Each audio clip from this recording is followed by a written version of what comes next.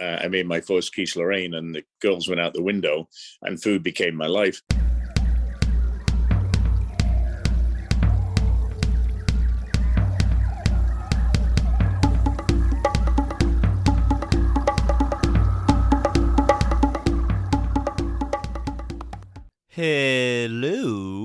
Hello. Welcome back to the Wild Business Growth Podcast. This is your place to hear from a new entrepreneur every single Wednesday morning who's turning wild ideas into wild growth. I'm your host, Max Branstetter, founder and podcast producer at MaxPodcasting. And you can email me at max@maxpodcasting.com to save time with your high-quality podcast. This is episode 189.4. Nope, no decimal. And today's guest is Chef Robert Irvine. Robert is a world-class chef who you know from the hit TV shows on Food Network, Dinner Impossible and Restaurant Impossible, as well as the awesome collab show Restaurant Rivals with John Taffer of Bar Rescue, which can be found on Discovery+. Robert is, of course, a huge fitness buff, get it, and is a massive supporter of military members, military veterans, and he gives back and gives back and gives back through his Robert Irvine Foundation. In this interview, we talk how he went from serving in the military to becoming a TV chef, TV personality, what he's learned from always being on, always being in the public eye, and how and why he always finds a way to carve out time to give back to the military despite his crazy schedule. I couldn't even pronounce it. That's how crazy his schedule is. It is Robert Irvine, who's coming for you in a boxing match, probably. Enjoy the show.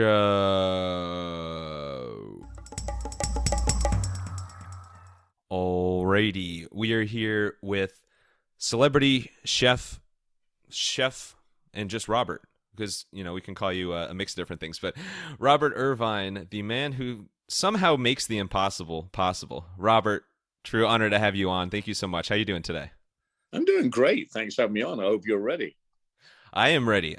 Well, as much as I've prepared for this, I feel like I'm still not prepared for just the mic drops on mic drops you're going to have, because you talk a big game. So here we go. No, but this I want to shout out first my mom, Joanne, who I think you are like her favorite person on the planet. Your mom is very smart. I like Joanne already. I like her too, but just with that line, you're probably her favorite guest of all time. But she's a huge fan of all your stuff, and she actually helped brainstorm some of the questions today. So some of these are from her as well. So shout out Joanne, and shout out you, Robert. So we're gonna get into some of your TV shows, which are just awesome, and some of the impossible and possible and all that. But before that, so you started in the Royal Navy at age 15. Which I think at age 15, I was excited just to like play some video games and, just chill out, hang out with friends and take naps. So what in the world was that like, being in that environment at that age? Well, it's kind of interesting because I was not a good student at school. My mother caught me playing truant. Basically, she called the house. I answered the phone. It was the demise of Robert Irvine. Took me straight down to the recruitment office.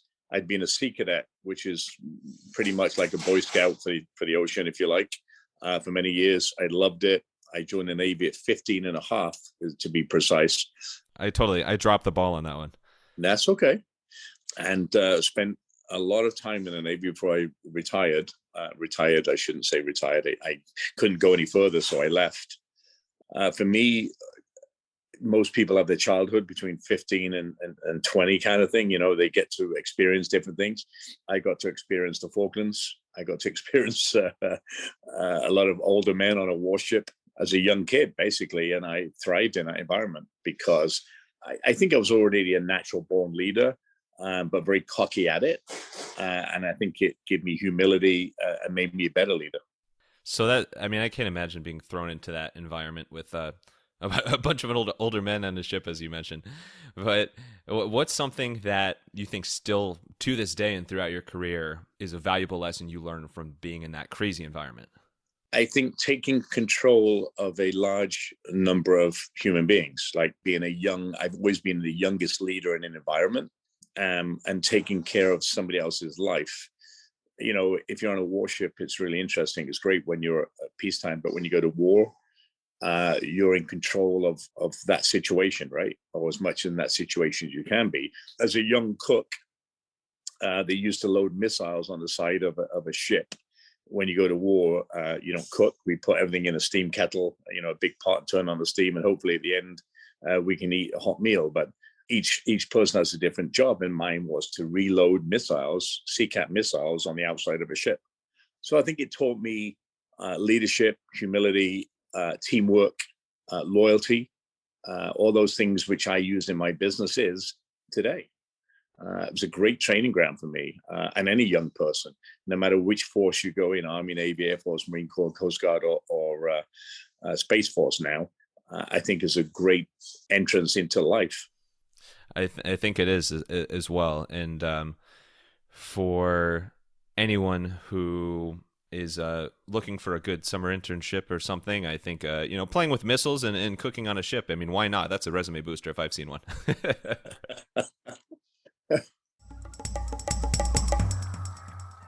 So let's get to TV, which, naturally from a Royal Navy age 15 and a half to TV, I mean, what a natural jump there.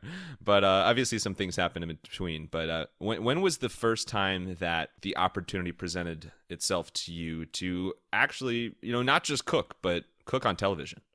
Well, I started cooking really early. I joined a home economics class at the age of 11.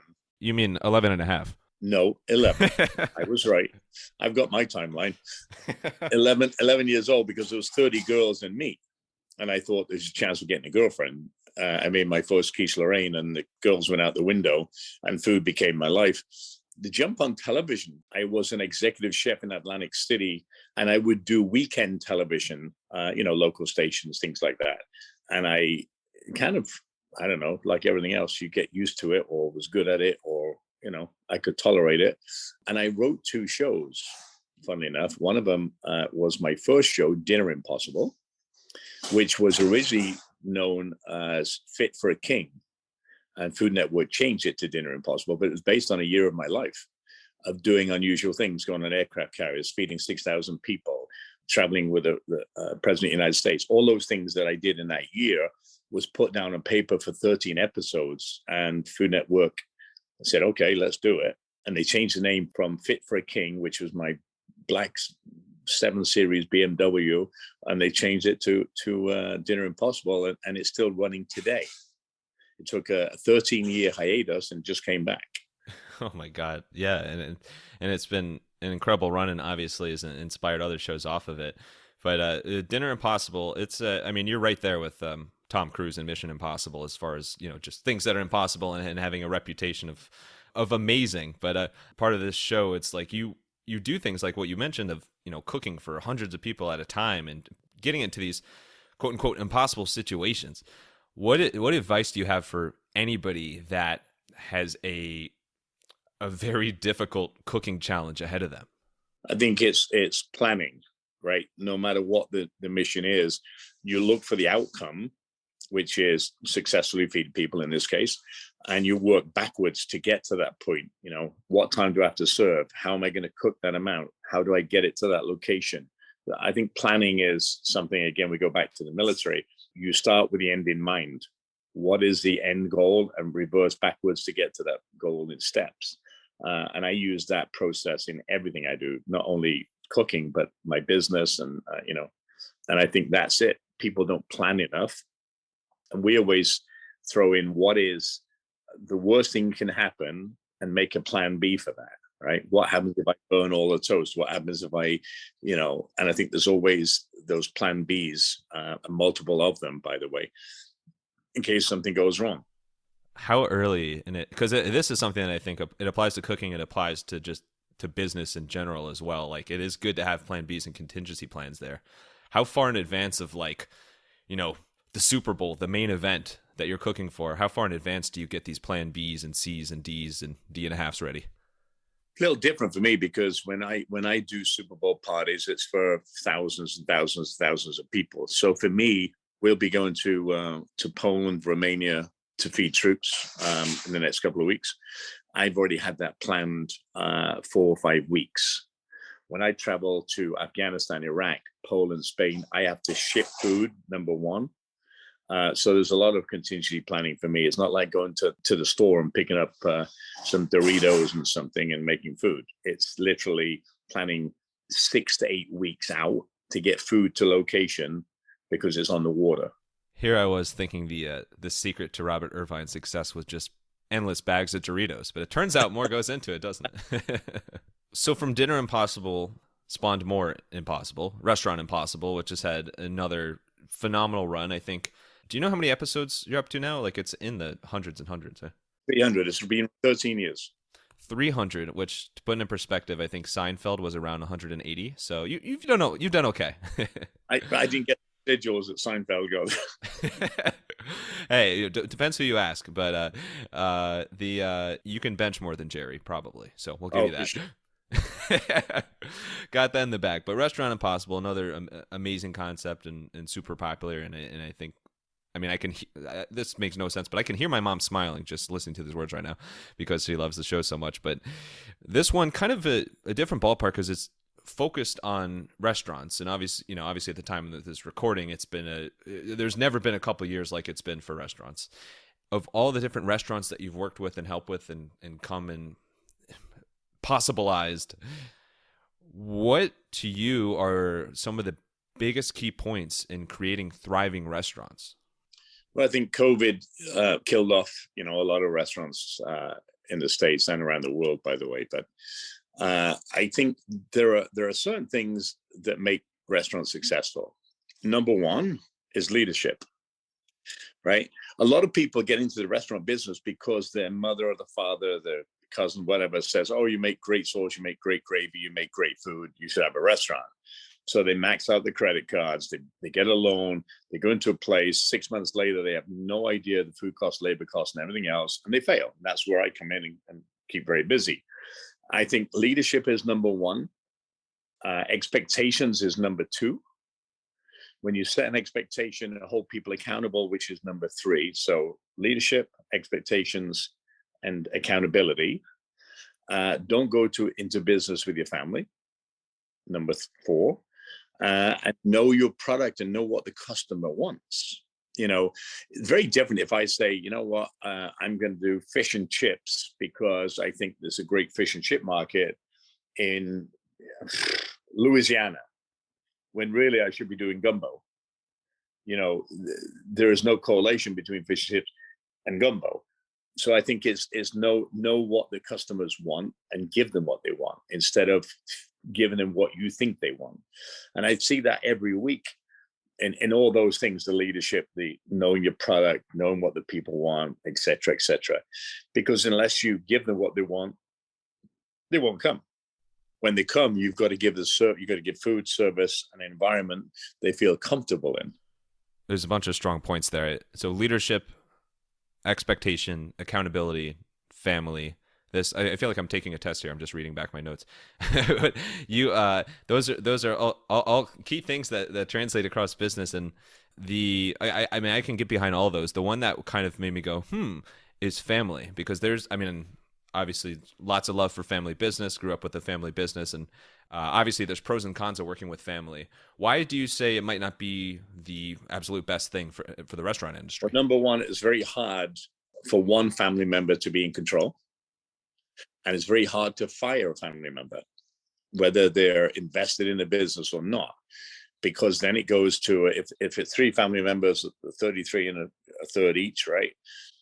Two family members gang on another family member to get them out. It's very, very uncomfortable moving forward with families. And I can tell you that in 11,000 plus restaurants that I've helped and opened, it's the biggest problem with families, because one person feels that they should be in charge and doesn't listen to anybody else.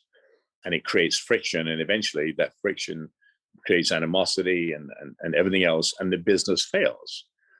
If you look at most successful Fortune 500 companies, yes, you may have a CEO, but you also have a board that can vote on things. Families don't have boards. It's this way or that way. And somebody normally goes that way, gone. Because they can't, for the better of the company, coexist. There's an ego, just like chefs. Chefs have egos. You walk into another kitchen, I do that frequently, and you try to be nice to the chef, but he's always going to be, well, it's my kitchen, it's my kitchen, it's my kitchen, and I think families are like that. I would never be in business with any of my family. And you say that with the best way. Your family's like, Robert, yeah, that's a good run.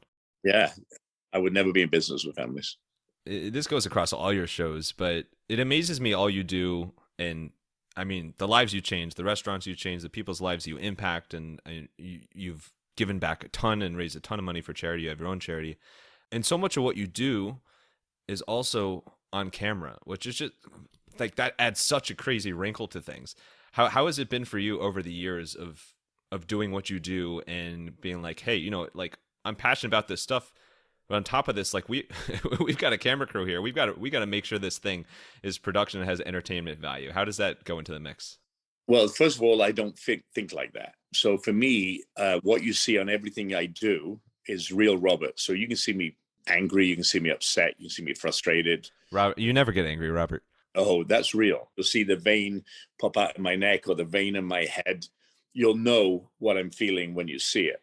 One thing I swore when I got into television, I would never fake, never say anything somebody told me to say. I would always be me. It's a good point or a bad point, right? I think the toughest part for me was when I got married or started dating somebody. You're always on. You have a camera in my face. There's a camera crew here to my left right now, getting ready to shoot a different show. And you're never out the public eye, whether you dribble on a plane or you sneeze and you got, whatever, dribble over your face, somebody's taking a picture of it. When somebody wakes you up on a plane and you have to be nice, when you're really just tired, really dog tired after 8 weeks on the road. I think that's the toughest challenge for anybody that's in the public eye, is you're in the public eye 24/7, 365. It never changes. You have to be very careful in what you say, how you look. I shaved every day since I was, 15 years old. My wife thinks I'm crazy, but I do it because that's how I've done all my life. So, I think the cameras change everything. Good, bad, or indifferent. And if Gail's upset with me and my wife, they capture it. If I'm out drinking a beer, somebody's filming it. So you just have to. You have a fiscal responsibility, not only financially but also with people look up to you, and you have to behave because you're inspiring other people. Behave in a way that people think you are. I can't go and sell a scotch or whatever. I can sell a fine wine because that's my people's perception of me, what I do. But I'm no different if you come to my house now, you'll see this the same as you'll see it on a set. If you annoy me, I'll tell you, stop being silly or stop being, grow up or whatever. I figure I got about 3 more minutes before you tell me that I'm annoying you. I'm enjoying it. That's the difference when you're in the public eye. And you put it I'll put it in a different way. George Clooney does a movie for 6 weeks. He's on air for 6 weeks, and then he disappears from the limelight. I'm on an episode every week, or 3 episodes right now, every week of television in 170 countries with 1 billion viewers. I don't get to be off for 6 weeks, which is great for me because that's the life I chose. But I'm doing episodic shows, 3 a week kind of thing. And then in between, I'm doing my military and I'm doing all those things that I do. So I'm never out of the public eye. And I think that's the difference between an A-list actor and somebody like me. Well, I consider you like A+ list. So we're going to create a separate list for Robert. When I was 15, I don't think I had any facial hair. So I'm looking up to you just knowing that, hey, you had to shave every day since that age. But you go out with your friends, right? Or your brother-in-law is this, right? You go out and get drunk and fall down. Nobody cares. They just say, oh, look at that guy. Yeah, sorry about that, guys. Right? For me, it's different. I'll be front page news. That responsibility of so my viewership is from 3 years old to 93 years old. So I always say this on the shows: what I do, my kids follow. They replicate, right? So you have to be really careful when people look up to you as a family show. which ours is, or all of them are, that people sit on a couch, and you said it earlier when you introduced me, your mum and you guys sit down for however many years watching my show, look at the age you are now and look at when you started. So if it's okay for Robert Irvine to do it, it's okay for me to do it. Exactly. And this is why I go to the gym every day now. No. Good. Let's wrap up with some rapid fire Q&A. You ready for it? I'm always ready. Always ready. Ready for anything life and possibilities throws at him. All right, let's get wild.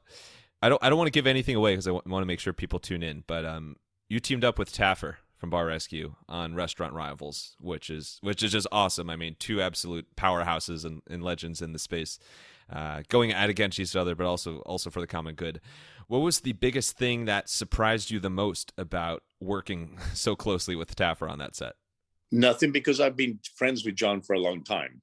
He can get angry at the flip, and he can be nice at the flip. Very competitive, as we both are. So nothing surprised me with John, because we've been friends for years, but we've never had the opportunity to work together. Only through John's contract, he can only do streaming, which is great for me because he can't be on linear with me because we have different networks. But it was, it was great to work with him because we have such different approaches, but such similar ideals. Neither of you really have strong personalities or imposing or anything like that, so you got that going. Yeah. You've traveled around a ton.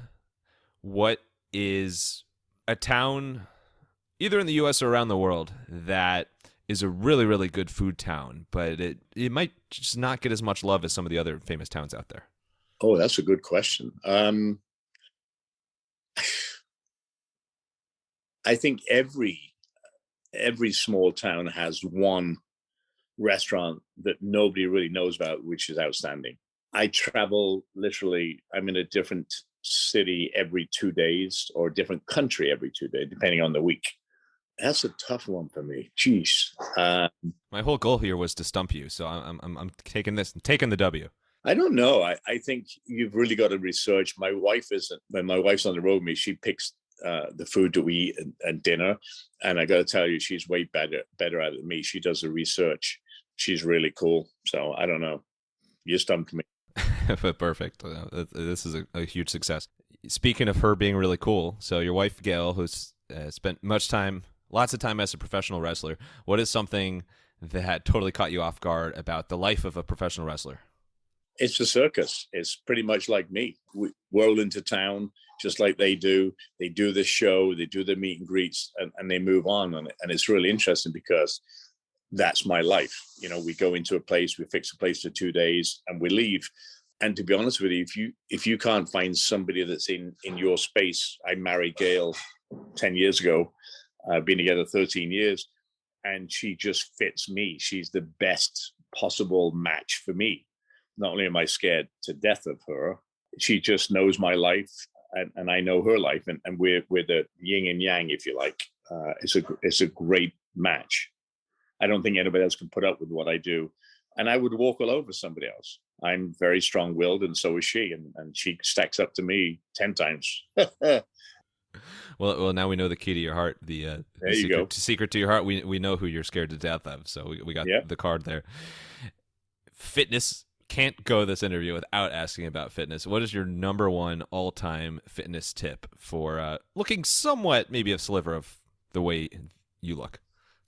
Again, find something you love and pursue it. Fitness is, I've been working out since I was 11 years old. My first Schwarzenegger was my first cover of a magazine, and it was like a 13th hand magazine I got somewhere. I don't remember. But I fell in love with it, and I'm still working out now. I'm a little older now, obviously, but I can't do half the things I used to be able to do. But when I travel with the military, I've got to be able to do, run with them. I got to be able to jump with them. I got to be able to, So for me, fitness is part of my life. Again, pushed by Gail, the same, she's very fit. She pushes me even when I feel like I don't want to work out. She's like, yeah, you got to go. Finding the love of that fitness and taking care of yourself and having somebody else to push you.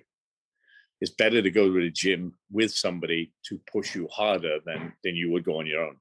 And last one, you mentioned the troops, the military, and And thank you so much for all you do to give back and for all you do to support our troops. And I know you spend a ton of time doing it, which is even more amazing with your schedule.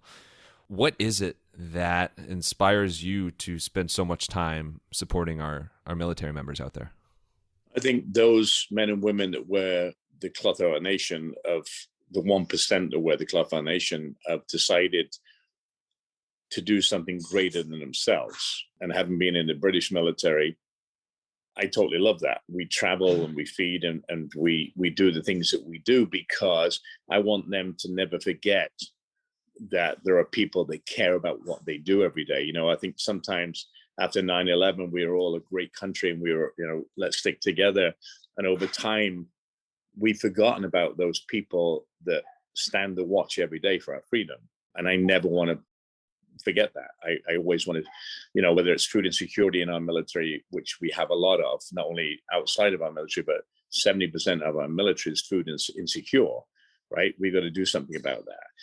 The people that are 19 to 20 years old that normally, and I just said, are at home at Christmas, but they're fighting or ready to fight on the border of Poland if something happens, they signed on the dotted line like I did a long time ago and said, well, no matter what, we'll take care of you. And I think sometimes we forget about that. And that's why I want to make sure a hot meal, a workout, a signing. I took my wife to Afghanistan a couple of years ago, 3 years ago, in the middle of the heaviest fighting in Mosul. And 101st Airborne guys were there. We cooked a meal and my wife wrestled with Jeff Ross, which was the funniest thing. Oh my God. Wait, you the comedian? Yeah, the comedian. Oh my but it God. was so cool to see them having a laugh for 5 minutes in probably some of the worst fighting that you can imagine. And I think that's why we do it, right? We got to make sure that we take care of those who take care of us. I think anything helps, and you go way, way, way beyond that. Robert, thank you so much for all you do and for your time and just being a big inspiration and somebody so many people look up to. Where and also for being my mom's boyfriend. I'm sure my dad really appreciates that. Give her a big hug and a kiss. Will do. Where's your absolute favorite place for people to follow you if they're interested? And also, is there a way for people to give to the Robert Irvine Foundation if they're interested? So they can go to robertirvinefoundation.org, either volunteer or I could give money, see what we're doing. You can follow me on Twitter at Robert Irvine. At Chef Irvine on Instagram, and there's a TikTok thing we just started now, which is hilarious because I'm old, but one of my TikToks just got like 5 million views. It's me spitting food out, so I don't know if it's good, but it is what it is. So yeah, check out that by all means, and chefirvine.com. Awesome. Well, Chef Irvine, really appreciate it. Last thing, final thoughts. It could be a quote, word of wisdom, whatever you want. Send us home here. Yeah, just a huge shout out to all the men and women that wear the cloth of our nation, our first responders, our firefighters, doctors, nurses, teachers. We love what you do. Take care of each other. And to everybody outside of that, just take care of each other. Love each other. Let's feed each other. Not only for the body, mind, and soul, but also real food. All for anything involving food, whether it's a little food or a lot of food. Robert seems like a guy who knows a little bit about food. Thank you so much, Robert, for sharing your story, your spectacular career and lessons, and all you do to give back. And thank you, wild listeners, for tuning in to another episode. If you want to hear more wild stories like this one, make sure to follow the Wild Business Growth Podcast on your favorite listening app and tell a friend about the podcast and start doing push-ups with them and just keep going and one day you'll look like Robert. You can also find us on Good Pods, where there's awesome podcasts and podcast recommendations. And for any help with podcast production, you can learn more at MaxPodcasting.com. Until next time, let your business run wild. Bring on the bongos!